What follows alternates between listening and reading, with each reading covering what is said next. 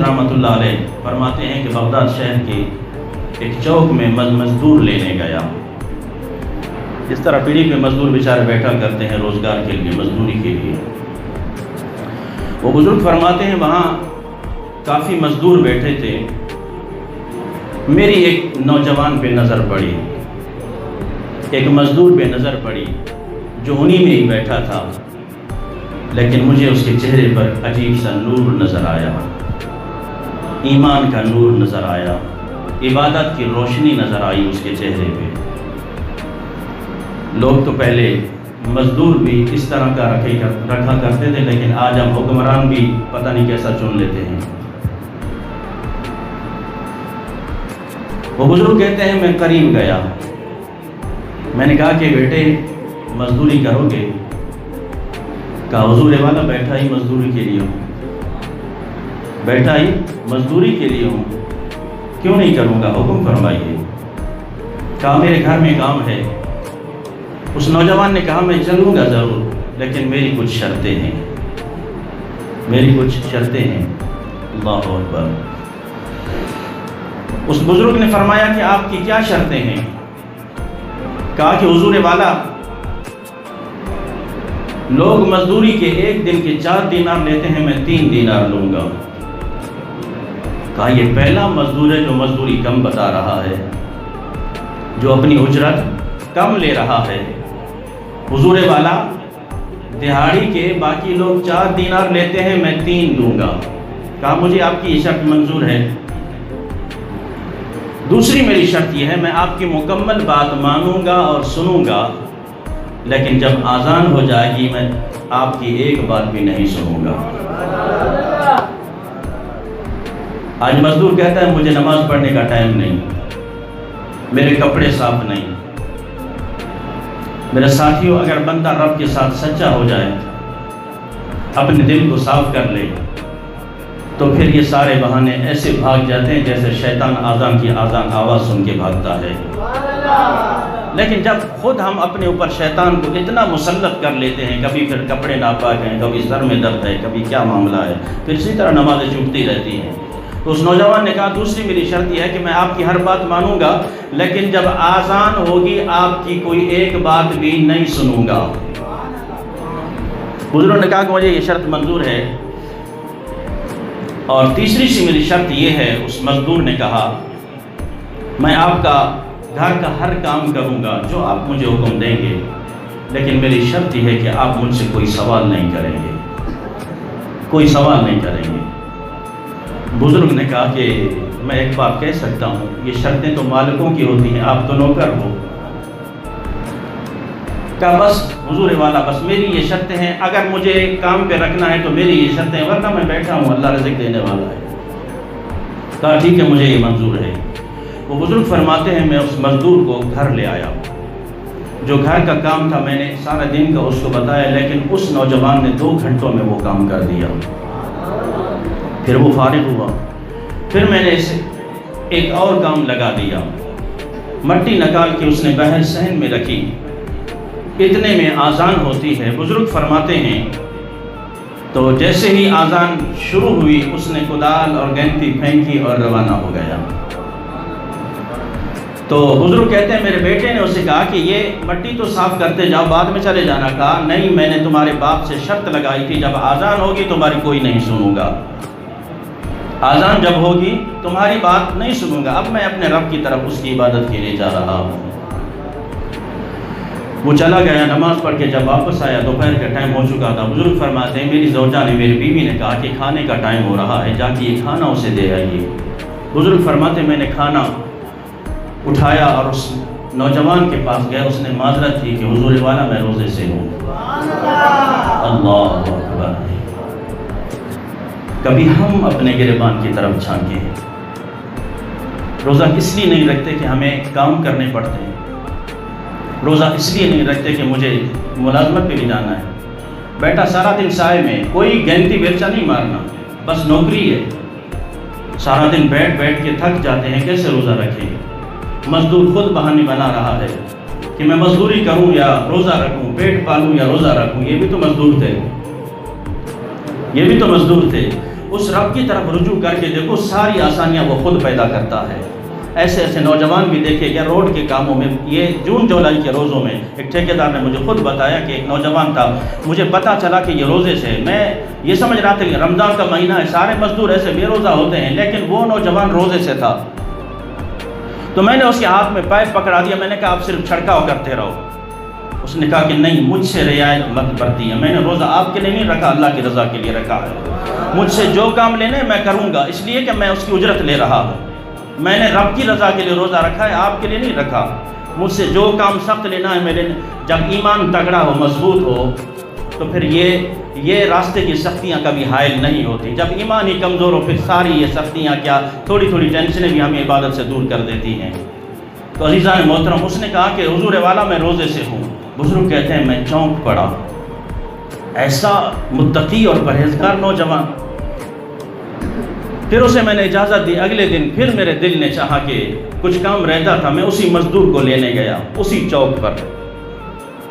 میں نے جب نگاہ دوڑائی، مزدور باقی بیٹھے ہیں لیکن وہ مزدور مجھے نظر نہیں آیا۔ میں نے قریب جا کے پوچھا وہ کل والا نوجوان کہاں ہے؟ انہوں نے کہا کہ حضور والا وہ صرف ہفتے کے دن آتا ہے، صرف ہفتے کو ہی کام کرتا ہے۔ کہا اس کی وجہ؟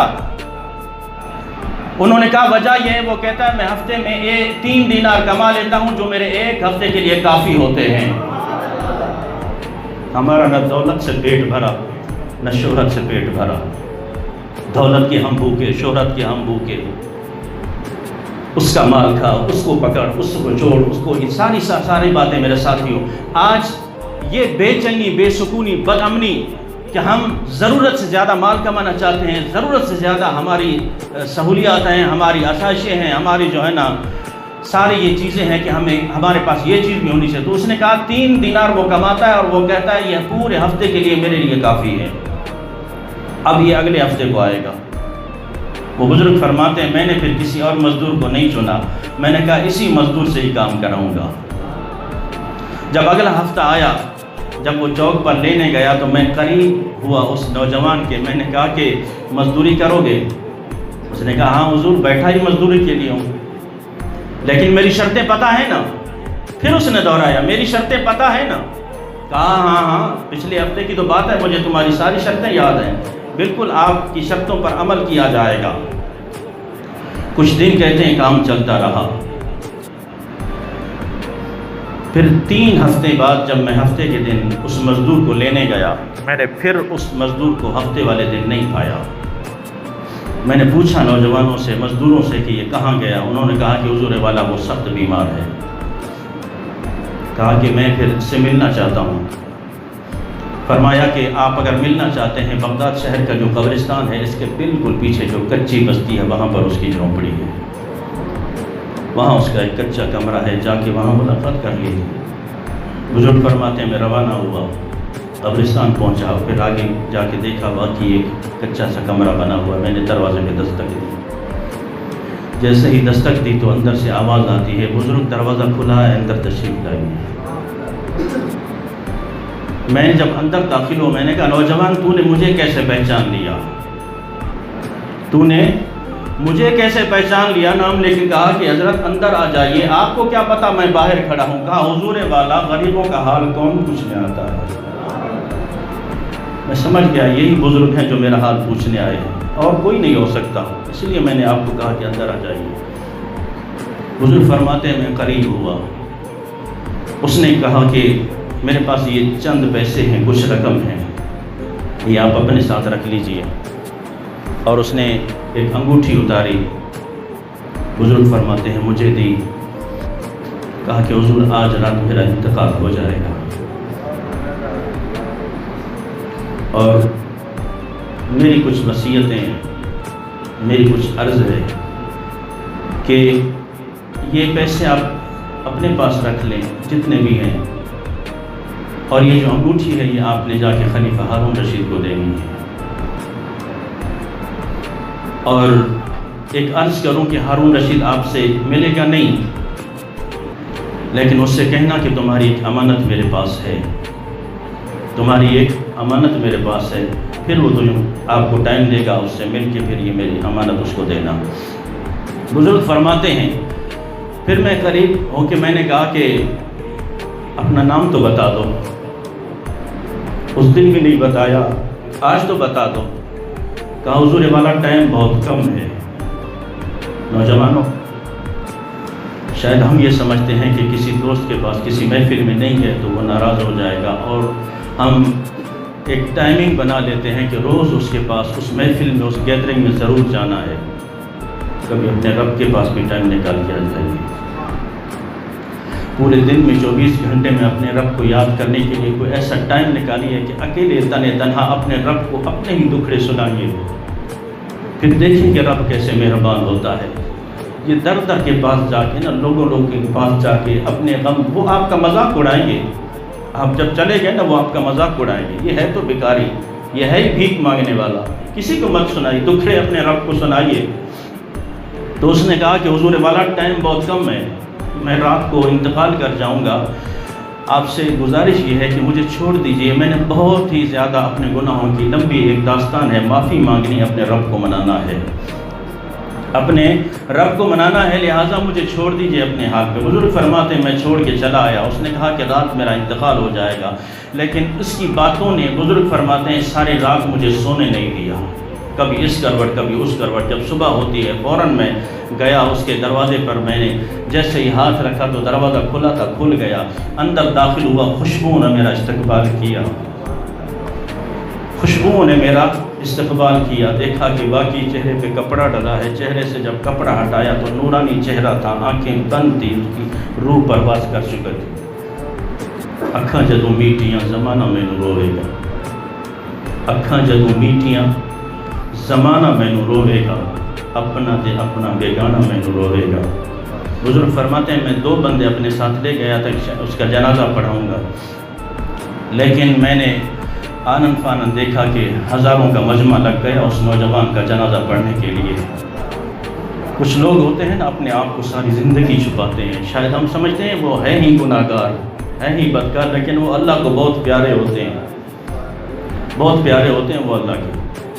ضروری نہیں کہ آپ کے پاس پورا ہے کہ جتھا ہو, لوگ آپ کے نام کے نعرے لگا رہے ہوں تو آپ واقعی اللہ کے ولی ہیں. نہیں, کچھ ایسے بھی کونوں میں پڑے ہوتے ہیں جو اپنے رب سے کچھ منوانا چاہیں تو وہ رب ان کی ایک بات بھی نہیں ٹالتا, ایک بات بھی نہیں. وہ ایک بزرگ کا انتقال ہو, اس نے اپنی ماں سے وصیت کی تھی کہ, اور بھی وصیتیں تھیں لیکن آخری اس نے وصیت کی کہ ماں جب میرا انتقال ہو جائے میرے گلے میں رسی ڈال کے, پھندا ڈال کے گھر کے چاروں طرف, چاروں کونوں میں مجھے گھسیٹنا اور کہنا اے پروردگار یہ تیرا مجرم تیری بارگاہ میں آ رہا ہے, تیرا گناہ گار تیرا مجرم تیری بارگاہ میں آ رہا ہے. مجھے گھسیٹنا گھر کے چاروں طرف, پھر میرا جنازہ اٹھانا, اس لیے کہ میں رب کا سامنا نہیں کر سکوں گا. والدہ کہتی جب میرے بیٹے کا انتقال ہوا, کفن کے بعد, غسل کے بعد جب میں نے اسے گھسیٹنا چاہا, رسی گلے میں ڈالی تو چاروں طرف سے یہ آواز آتی ہے عاطف غیب سے, اے اس نوجوان کی ماں, یہ لاوارث نہیں ہے, یہ میرا دوست ہے, یہ مجھ سے محبت کرنے والا ہے, خبردار اس کے گلے میں رسی نہیں ڈالنا, یہ تو میرا دوست ہے, مجھ سے محبت کرنے والا ہے. تو میرے ساتھیوں, کچھ لوگوں کی زندگی ایسے ہوا کرتی. اس نوجوان کا جب انتقال ہوا, بزرگ فرماتے میں 2 بندے اپنے ساتھ لے گیا تھا, لیکن پتہ نہیں کہاں سے لوگ آ گئے. میں نے جنازہ پڑھایا, اس کا تدفین ہو گئی. اس کے بعد میں فوراً آیا, عصر کا ٹائم تھا, میں خلیفہ ہارون رشید کی بارگاہ میں آ گیا. دربار لگا ہے. جب میں داخل ہوا تو وہ اٹھ کے جانے لگا تھا. میں نے آواز دی لیکن اس نے میری طرف توجہ نہیں دی, کیونکہ اس بزرگ نے, نوجوان نے کہا تھا کہ وہ آپ کی طرف توجہ نہیں دے گا, لیکن اسے کہنا کہ آپ کی امانت میرے پاس ہے. وہ بزرگ فرماتے ہیں میں نے دوبارہ اسے آواز دی, میں نے کہا کہ حضور والا آپ کی ایک امانت میرے پاس ہے. وہ فوراً پیچھے پلٹا, میرے ہاتھ سے پکڑا اور سائڈ پہ لے گیا, کونے میں, کہا کہ کیا معاملہ ہے. اس نے کہا کہ یہ ایک انگوٹھی ہے, کسی نے آپ کے لیے دی ہے. خلیفہ ہارون رشید نے جیسے ہی وہ انگوٹھی دیکھی تو چیخ کر اس نے زار و قطار رونے لگا. بزرگ کہتے ہیں میں حیران ہو گیا کہ معاملہ کیا ہے. میں نے کہا کہ حضور کیا معاملہ ہے. کہا کہ یہ انگوٹھی والا کہاں ہے, مجھے جلدی بتاؤ. میں نے عرض کی اس کا آج انتقال ہو گیا ہے, اس کی تدفین کر کے آ رہا ہوں. اللہ اکبر. خلیفہ ہارون رشید پھر داڑیں مار مار کے رونے لگا. کہا کہ جا مجھے لے چلو اس کی قبر پر. بزرگ فرماتے ہیں خلیفہ ہارون رشید کو میں اس کی قبر پر لے آیا اور میں نے دیکھا کہ وہ خلیفہ ہارون رشید کبھی اس طرف کلٹیاں کھاتا ہے، کبھی اس طرف قبر کے اوپر کلٹیاں کھاتا ہے، چیخیں مارتا ہے، آہوزاری کرتا ہے، روتا ہے، چلاتا ہے۔ میں نے کہا حضور والا میرا کلیجہ پھٹ جائے گا، مجھے تو نہ اس نوجوان نے جاتے جاتے بتایا، نہ آپ بتا رہے ہیں یہ ہے کون، معاملہ کیا ہے، کیا وجہ ہے؟ اللہ اکبر۔ تو پھر خلیفہ ہارون رشید نے کہا کہ یہ جو مرنے والا ہے یہ میرا بیٹا تھا، یہ میرا بیٹا۔ خلیفہ ہارون رشید خود بادشاہ اور بیٹا ایسا اللہ کا ولی، کہا کہ یہ میرا بیٹا تھا اور یہ حضرت داؤد طائی رحمۃ اللہ علیہ سے محبت رکھتا تھا۔ حضرت داؤد طائی اللہ کا ایک نیک بندہ گزرا ہے، اللہ کا ولی گزرا ہے، اس سے محبت، ہمیشہ اس کے پاس بیٹھا کرتا تھا اور مجھے کہتا تھا ابا تو نے بہت زیادہ دنیا سمیٹ لی ہے، اب رب کی طرف لوٹا کہ مرتے وقت تیری ٹانگیں سمیٹی نہیں جائیں گی، تجھ سے دنیا اکٹھی نہیں کی جائے گی، تجھ سے اللہ کی بارگاہ میں جواب نہیں دیا جائے گا، بہت دنیا اکٹھی کر لی ہے، رب کی طرف لوٹا۔ مجھے روز کہتا تھا، لیکن میں اس کو ٹال دیتا تھا کہ ہاں ٹھیک ہے میں کر لوں گا، میں آج نہیں کل کر لوں گا، لیکن آخر ایک دن وہ ناراض ہو کے مجھ سے چلا گیا۔ یہ انگوٹھی اس کے پاس امانت تھی، صرف یہ ایک انگوٹھی رہ گئی تھی، آج مجھے وہ انگوٹھی بھی واپس کر گیا، اس دولت میں سے وہ انگوٹھی بھی واپس کر گیا ہے۔ اور وہ بزرگ فرماتے ہیں جب میں نے یہ بات سنی میں حیران رہ گیا، کہاں خلیفہ ہارون رشید اور اللہ اولاد عطا فرمائے، اللہ کا نیک بندہ، ایسا اللہ کا ولی۔ تو بابا فرید فرماتے ہیں اٹھ فریدہ ستیا، داڑھی آگے آئی بور، بور کہتے ہیں سفید بال، اٹھ فریدہ ستیا، داڑھی آگے آئی بور، اگا نیڑے آگے آئی تو پچھا رہ گیا دور، اگا نیڑے آگے آئی تو پچھا رہ گیا دور، اٹھ فریدہ ستیا خلقت ویکھن جا، اٹھ فریدہ ستیا خلقت ویکھن جا، مت مل جائے کوئی بخشیا تے تم بھی بخشیا جا، اٹھ فریدہ ستیا جھاڑو دے مسیت، تم ستیا رب جاگتا تیری ڈاڈے نال پریت۔ اللہ تبارک و تعالی ہم سب کو اپنی بارگاہ میں سچے دل سے توبہ کر کے اپنی طرف رجوع کرنے کی توفیق عطا فرمائے۔ وآخر دعوانا ان الحمد للہ رب العالمین۔